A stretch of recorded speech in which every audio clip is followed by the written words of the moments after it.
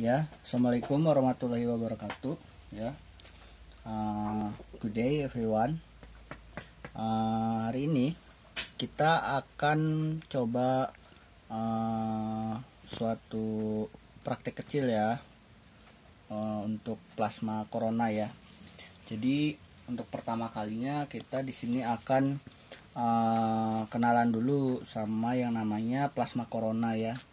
Jadi plasma corona itu biasanya dicirikan dengan ini ya, cirinya bisa disorot dekat ya. Jadi cirinya itu adalah bentuk elektrodanya ya. Jadi bentuk elektrodanya dari plasma corona itu adalah lancip dan datar ya. Jadi yang dimaksud lancip dan datar, di sini ada elektroda ya. Ini yang lancip ini elektroda ya. Ini elektroda. Kemudian di sini ada yang datarnya ya. Jadi dia lancip dan datar. Itu cirinya dari plasma corona. Nah, plasma corona itu sendiri dia dibangkitkan dengan tegangan tinggi DC ya, tegangan tinggi DC, dan kemudian dia akan terjadi apabila dia memiliki struktur lancip datar seperti ini ya. Kemudian dari lancip datar ini ya, ini elektrodanya, ini yang disebut dengan reaktor ya. Jadi tempat terjadinya plasma ya.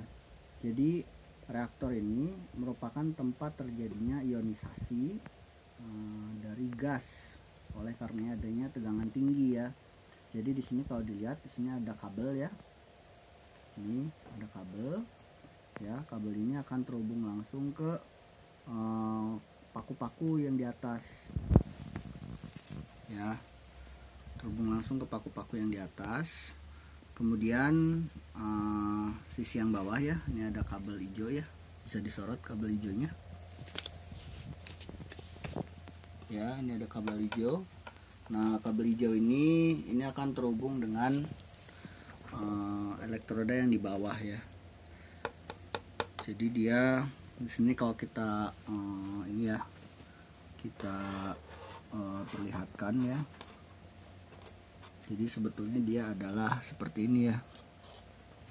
Ya, itu adalah elektroda datarnya terbuat dari PCB ya. Kemudian yang atas ini dari skrup ya, skrup. Kenapa dipilih skrup? Karena dia harus lancip ya, harus lancip. Kemudian dia harus runcing depannya ya. Saya pilih skrup karena dia sudah memiliki sifat seperti itu ya pada dasarnya. Kemudian saya pilih PCB untuk bawahnya karena dia datar dan dia sudah konduktif ya, karena dia tembaga, maka dia akan lancip dan datar seperti itu ya. Kemudian ciri yang paling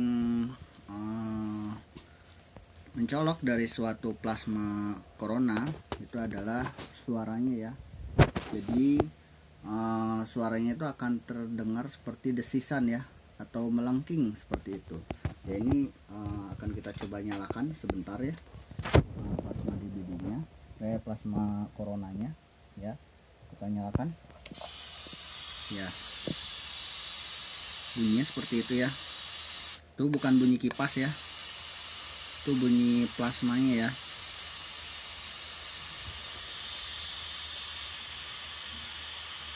Ya, itu bunyi plasmanya ya.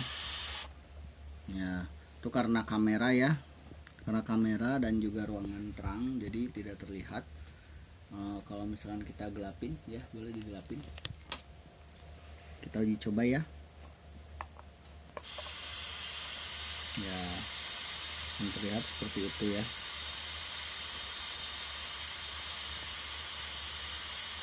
Ya, boleh dinyalain lagi.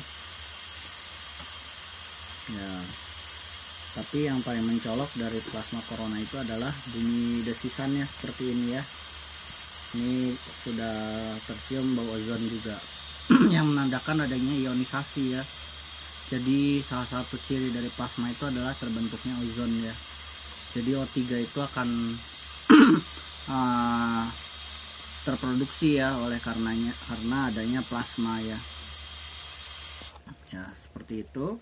Sehingga di sini kita bisa lihat juga bahwasannya plasmanya itu akan muncul ketika dia dinyalakan, dan dia bentuknya seperti payung ya, seperti payung. Nah, kenapa dibilang corona? Karena dia memiliki struktur seperti payung ya, seperti payung, seperti mahkota, makanya dibilangnya corona. Corona itu maknanya kurang lebih adalah mahkota, seperti itu. Nah, di sini plasmanya itu sendiri yang tadi kita lihat sama-sama itu dibangkitkan dengan tegangan 40 kV ya, hanya karena kamera jadi ungunya seperti tidak ada, padahal itu terlihat jelas ya di sana. Jadi plasma itu sendiri seperti itu ya. Kemudian hal yang akan kita bahas selanjutnya adalah mengapa dia harus diberi jarak ya, seperti itu ya. Kalau kita lihat plasma corona dia memiliki jarak ya, memiliki jarak. Jadi di sini kenapa corona itu perlu diberi jarak? Karena ada batasan dari plasma corona itu sendiri. Kalau misalkan dia tidak diberi jarak, maka akan terjadi yang namanya arcing ya, akan terjadi yang namanya arcing.